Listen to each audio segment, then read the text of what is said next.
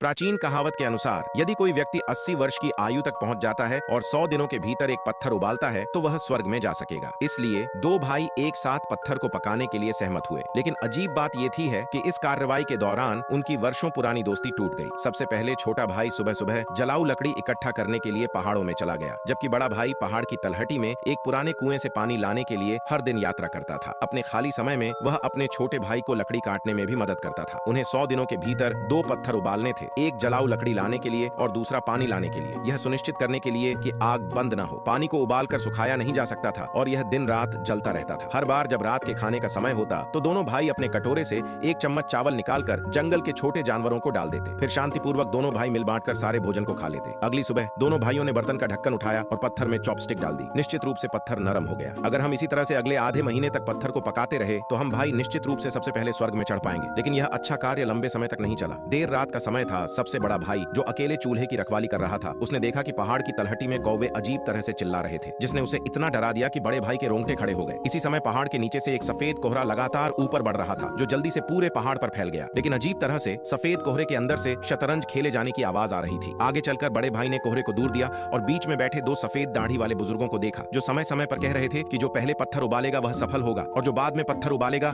वह अगले जीवन के लिए दुनिया में पुनर्जन्म लेगा। यह सुनकर सबसे बड़ा भाई घबरा गया और बड़ों से पूछने के लिए आगे बढ़ा। तभी सब कुछ गायब हो गया। बूढ़े व्यक्तियों की बात इसके दिमाग में बार बार आ रही थी, जिससे वह दुखी होकर रहा था। तभी इसका छोटा भाई उसके पास आया और इससे पूछा कि वह इतनी दयनीय स्थिति में क्यों है। हालांकि इसने अपने भाई के सवाल का कोई जवाब नहीं दिया और चुपचाप पहाड़ से नीचे चला गया। घर लौटने के बाद उसने ध्यान से सोचा, यदि इसका छोटा भाई पहले पत्थरों को उबालता है तो वह निश्चित रूप से मुझसे पहले स्वर्ग में चला जाएगा। ये सोचकर बड़े भाई के दिमाग में एक बुरा विचार आया। भोर होते ही उसके छोटे भाई ने एक बैग उठाया और जलाऊ लकड़ी काटने के लिए पहाड़ पर चला गया। बड़ा भाई तुरंत लकड़ियां ले आया और अपने चूल्हे में ढेर सारी लकड़ी डालता रहा, जबकि इसने छोटे भाई के चूल्हे में केवल कुछ सूखी पत्तियां ही डाली। अजीब बात यह है कि छोटे भाई के चूल्हे की आग उसके चूल्हे की आग से 100 गुना अधिक तेज थी। इसने अपनी दाढ़ी को लगभग जला दिया। ये बिल्कुल नहीं जानता था आखिर ऐसा क्यों हो रहा है। गुस्से में आकर इसने सारी लकड़ियां अपने चूल्हे में भर ली और जोर से फूंक मारी। जैसे जैसे आग बढ़ती गई, एक विस्फोट ने उसे तुरंत जमीन पर गिरा दिया। जब उसका भाई लकड़ी काट कर वापस आया तो उसने गलती से सोचा कि इसका बड़ा भाई एक अच्छा इंसान है और उसके लिए जलाऊ लकड़ी डालता रहा। इस कारण से